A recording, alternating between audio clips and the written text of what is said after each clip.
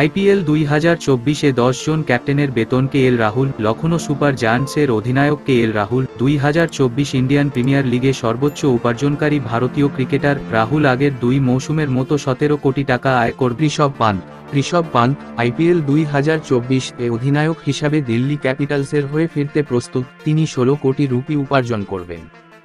Hardik Pandya GT থেকে এমআইতে তার mega switch করার পরে এবং তার নতুন ফ্রাঞ্চাইজির জন্য অধিনায়ক হিসাবে ঘোষণা করার পরে হার্দিক পান্ডিয়া মোট 15 কোটি টাকা উপার্জন করবেন। সঞ্জু স্যামসন রাজস্থান রয়্যালসের অধিনায়ক সঞ্জু স্যামসন আইপিএল 2024-এ 14 কোটি টাকা উপার্জন করতে প্রস্তুত। শ্রেয়াস আয়ার কেকেআর অধিনায়ক শ্রেয়াস আয়ার আইপিএল 2024-এ 12.25 কোটি টাকা আয় করবেন। এমএস ধোনি সিএসকে অধিনায়ক এমএস ধোনি আইপিএল 2024-এ 12 কোটি টাকা আয় করবেন, যা নগদ সমৃদ্ধ লিগে তার শেষ মৌসুম হতে পারে। শিখর ধাওয়ান পাঞ্জাব কিংসের অধিনায়ক শিখর ধাওয়ান আইপিএল 2024-এ 8.25 কোটি টাকা বেতন পাবেন। শুভমান গিল গুজরাট টাইটান্সের অধিনায়ক শুভমান গিল আইপিএল 2024-এ 8 কোটি টাকা বেতন পাবেন। ফাফ ডু প্লেসিস আরসিবি অধিনায়ক ফাফ ডু প্লেসিস আইপিএল 2024-এ 7 কোটি টাকা বেতন পাবেন। এইডেন মার্ক রাম এসআরএইচ অধিনায়ক এইডেন মার্ক রাম আইপিএল 2024-এ 2.6 কোটি টাকা বেতনের সাথে সবচেয়ে কম বেতনের অধিনায়ক। বন্ধুরা,